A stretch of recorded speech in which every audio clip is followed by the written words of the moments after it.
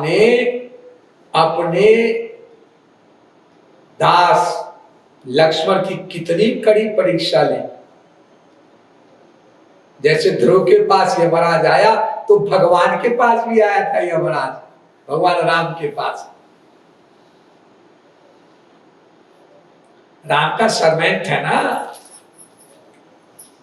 मैं एक बार जम्मू में प्रवचन कर रहा था, वहां पर हाई कोर्ट के जस्टिस सुनने आते थे, तो उनके साथ एक और भी बैठता था, AK-47 लेकर, उनका कोई पीए गार्ड पीछे दूर बैठता था। तो बीच बीच में वो उनके पास आता था, जो जब से मिलने आए तो मैंने कहा ये कौन आता है तुमसे बार बार मिलने? तो स्वामी जी मैं थोड़ी देर के लिए आपके प्रवचन में आता हूँ क्योंकि मीटिंग जाना पड़ता है, तो मुझे रिमाइंड कराने आता है, सर मीटिंग का टाइम हो गया आपका। और पूरी स्पीच सुनते थे, डेली मीटिंग छोड़ देते थे। तो नौकर का काम साहब को रिमाइंड कराना है ना। यमराज भगवान का नौकर है,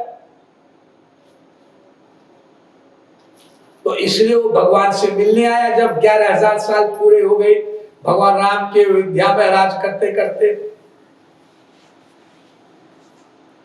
उस समय लक्ष्मण बैठे हुए थे रूम में। सर कुछ बात कहनी है आपसे। बोलो, क्या बोलते हो?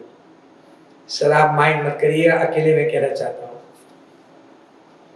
लक्ष्मण जाओ बाहर खड़े हो जाओ। अब देखो कोई घुसने ना पाया, अभी मैं प्राइवेट बात कर रहा हूं, और कोई आया तो तुमको फांसी दे दूंगा। क्योंकि राम समझ गए यमराज आए, कोई स्पेशल बात होगी तभी आए, वरना यमराज तो राम के डर से अपने नौकरों से सारी दुनिया में काम करते रहते हैं। मौत के देवता है। भयादस्य अग्निष्टपति भयातपति सूर्य भयादिंद्रिश्च वायुश्च मृत्यु धावती पंचम, वेद कहता है। भगवान के भय से ही यमराज अपने दूतों से, नौकरों से सबके प्राण लेते रहते दुनिया में। तो यमराज आए और यही कहना था, सर आपका काम पूरा हो गया, लेकिन कोई ना कुछ लीला करनी थी। भगवान राम को इसी समय दुर्वासा मुनि आ गए और अंदर घुसने लगे। लक्ष्मण ने रोका, सर सर जरा 1 मिनट।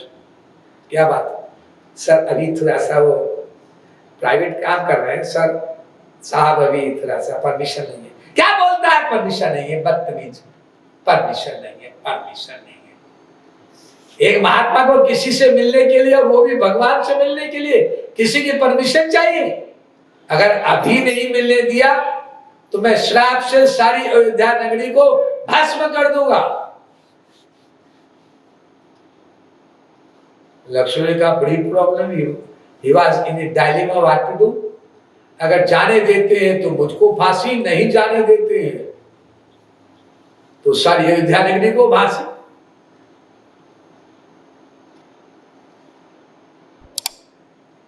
और गुस्से से दुर्वासा मुनि लक्ष्मण को देखते हुए तेज आंख से घुस गए रूम में। अब बताइए क्या गलती थी लक्ष्मण की?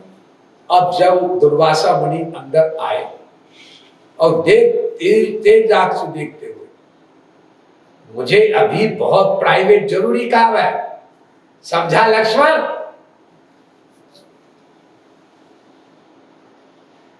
और वो क्या समझा बेसमझा, भगवान भक्त के बीच का झगड़ा या इनकी बातें आपस में, और अपनी तौंद हिलाते हुए दुर्वासा अंदर घुसे। राम ने देखा, लक्ष्मण को मना किया था किसी को घुसने ना देना, लेकिन उस समय दुर्वासा के सामने तो कुछ नहीं बोले भगवान। आइए सर, आइए आइए, बैठिए बैठिए, कैसे आना हुआ? कुछ नहीं राम, मैंने सोचा कि तुम्हारे पास आज चले तो थोड़े से रसगुल्ले खाए जाए आपके, ये था काम प्राइवेट में। अब राम ने बुलाया लक्ष्मण को, लक्ष्मण इधर आओ, तुमको मना किया था किसी को घुसने मत देना। सर मैंने बहुत मना किया। वो बोले अगर नहीं घुसने देंगे तो हम सारे अयोध्या नगरी को भस्म कर देंगे। तो अयोध्या का राजा मैं हूं कि तुम हो? ड्यूटी मेरी है कि तेरी? तूने क्यों घुसने दिया?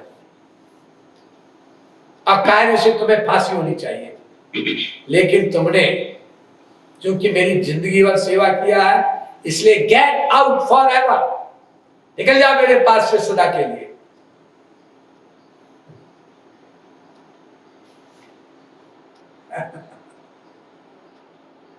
मैं आपसे ये कहना चाह रहा हूं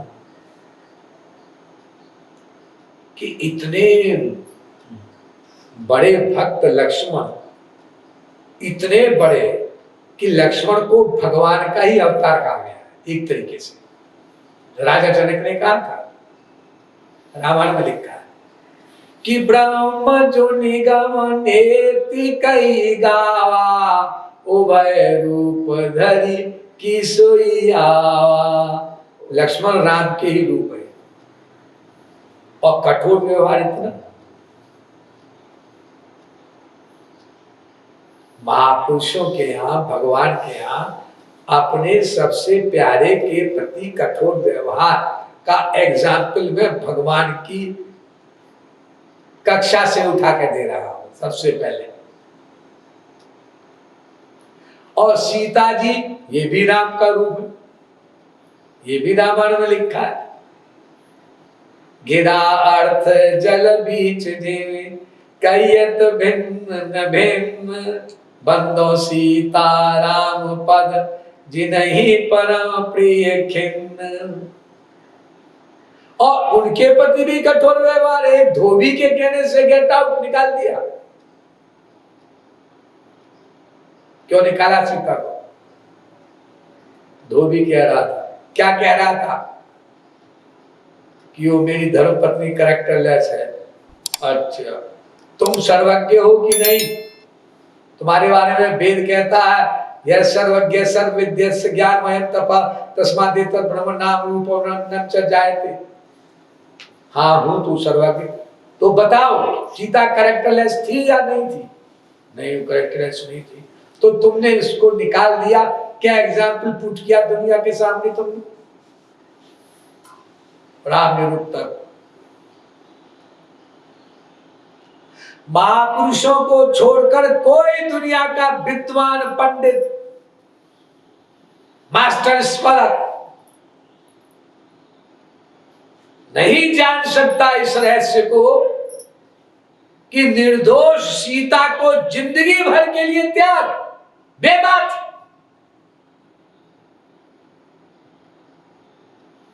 कोई बात भी नहीं। और निर्दोष लक्ष्मण का भी त्याग जिंदगी भर के लिए, बिना बात।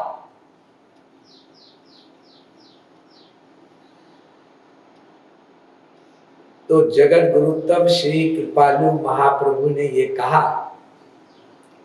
कि 4 प्रकार का प्यार होता है। और वही बात जो उन्होंने पहले जब श्री कृष्ण अवतार में थे, राधा रानी के साथ अंतर्धान हो गए महाराष्ट्र में, श्री कृष्ण रूप में जब दोबारा प्रकट हुए गोपियों के बीच में, उसी को सिंप्लीफाई करके कहा जो श्री कृष्ण ने गोपियों से कहा था, एक प्यार का रूप।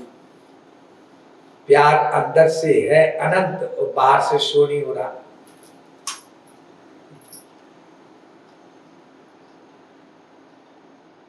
बाहर से न्यूट्रल, जिससे कोई मतलब ही ना हो।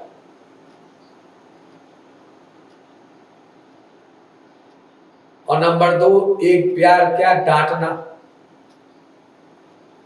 गुस्सा करना, भयानक, जैसे लक्ष्मण के प्रति किया, लेकिन अंदर प्रेम। हम लोग नहीं कर सकते ऐसा। उनके पास योग माया की शक्ति होती है। योग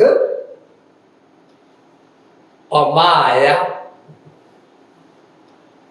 जब भगवान से कंटिन्यूटी में, इन कंटिन्यूटी, इन परपेचुइटी, कॉन्स्टेंसी, सदा भगवान से लिंक्ड है, और ऊपर से संसारिक बातें, संसारिक व्यवहार, हम कहाँ कर सकते हैं ऐसा?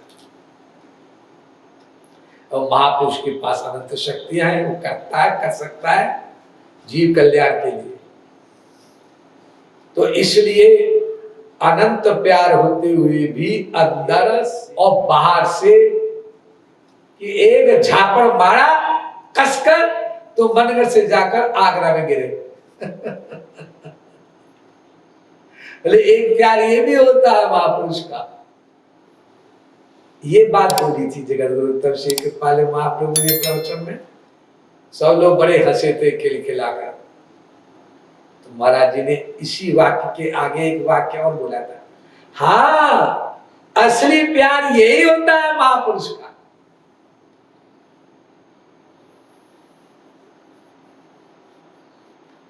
जिन सीता के प्रति कठोर व्यवहार किया, जिन लक्ष्मण के प्रति कठोर व्यवहार किया, वो सीता वो लक्ष्मण, जब अवतार काल समाप्त हुआ तो भगवान राम के साथ उनकी उपासना होती है, पूजा होती है, भक्ति होती है।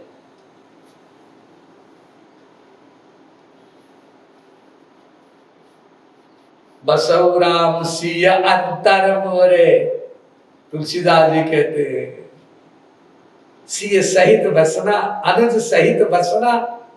क्यों? अनुज को तो निकाल दिया था, सीता जी को निकाल दिया था, तो नहीं निकाला भी उनको अपने हृदय से। अरे साहब वो भगवान के रूप में महापुरुष भगवान जिसके प्रति कठोर व्यवहार करते दिखाई पड़े, यदि कभी हम लोगों को बिल्कुल उल्टा चिंतन मत करना, क्या पता वही सबसे ज्यादा प्रिय हो।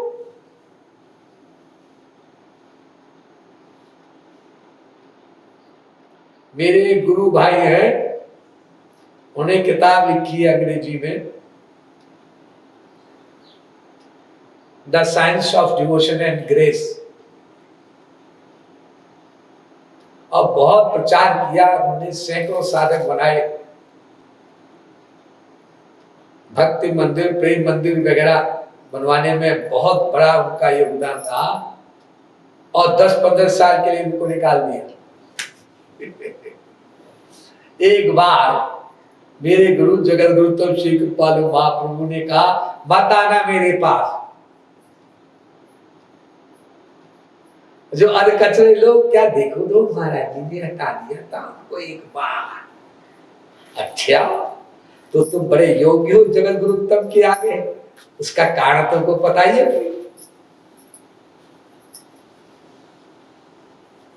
यह है प्रेम की अजब कहानी, ना समझे ज्ञानी ध्यानी, अरे या को जाने ब्रज की नार, रटे जा राधे राधे राधे अलवेली सरकार, रटे जा राधे राधे। ये बुद्धि का विषय ही नहीं है, प्रेम, श्रद्धा, समर्पण का विषय है। ऐसा होता है जो हम लोगों को ध्यान रखना है बात, जितना साधक उच्च कोटि का होता जाता है, ऊंचा होता जाता है, बढ़ता जाता है, उतना ही अधिक हमारा गुरु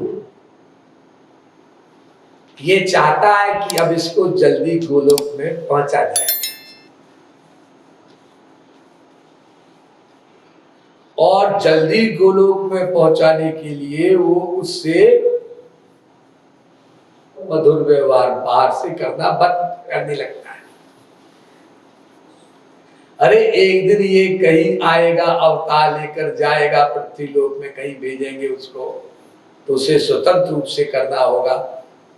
अब मैं इसको शक्तियां अंदर से देता रहूंगा, बाहर से कब कब तक इसके साथ व्यवहार करूंगा, तो धीरे धीरे वो महापुरुष हमसे व्यवहार करना कम कर देता है।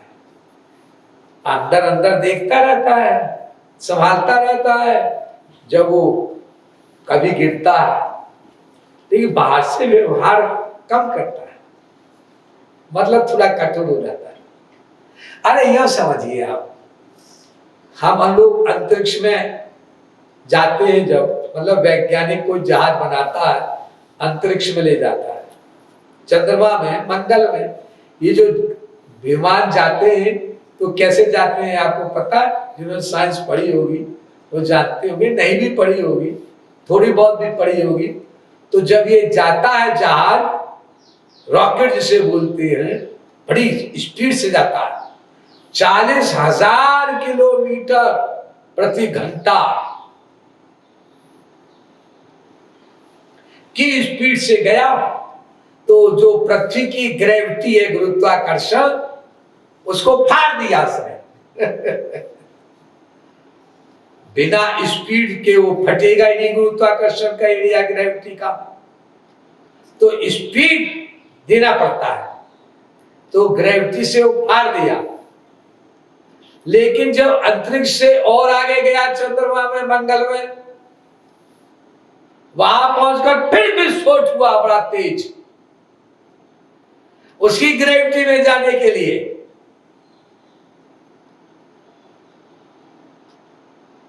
एक ग्रेविटी से दूसरी ग्रेविटी में जाने के लिए विस्फोट करना पड़ता है ना, ताकि वहां पहुंच जाओ, दूसरे प्लेनेट में पहुंच जाओ। तो स्पिरिचुअल प्लेनेट में पहुंचना है भगवान के यहां, वहां विस्फोट नहीं होगा।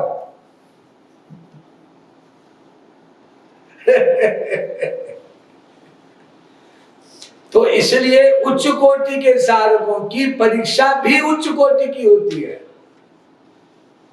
सबसे उच्च कोटि तक पहुंचाना है गुरु को। वो गुरु है, जगत गुरु है, जगत गुरुत्तम है, हम उसके कार्य में, व्यवहार में क्यों कर लगाएं? लेकिन एक ही बात हम समझ सकते हैं कि महापुरुष उस चिड़िया का नाम होता है जिसको आनंद मिल चुका, अपना परमानंद मिल चुका, सब ईश्वर की शक्तियां मिल चुकी, इसलिए अब वो कुछ भी करेगा तो अपने लिए कभी कुछ भी नहीं करेगा, कर ही नहीं सकता अपने लिए।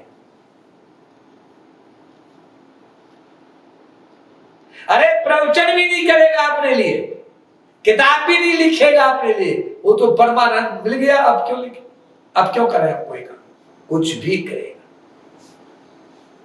तस्य कार्यं न विद्यते यस्त्वात्मतिरेव स्यादात्म तृप्तश्च मानवा आत्मनेव च संतुष्टस्य तस्य कार्यं न विद्यते। गीता तीसरा अध्याय, गीता का 17वां श्लोक। तस्य कार्यं न विद्यते, वो कुछ कर ही नहीं सकता अपने लिए। इसलिए उच्च कोटि के साधकों की परीक्षाएं उच्च कोटि की होती है, और हम साधारण मध्यम साधक अपनी बुद्धि लगाकर अपने को चौपट ना करते रहे।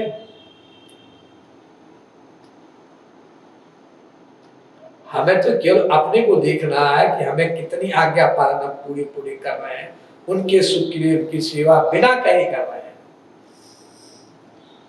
इसका अभ्यास डालना होगा।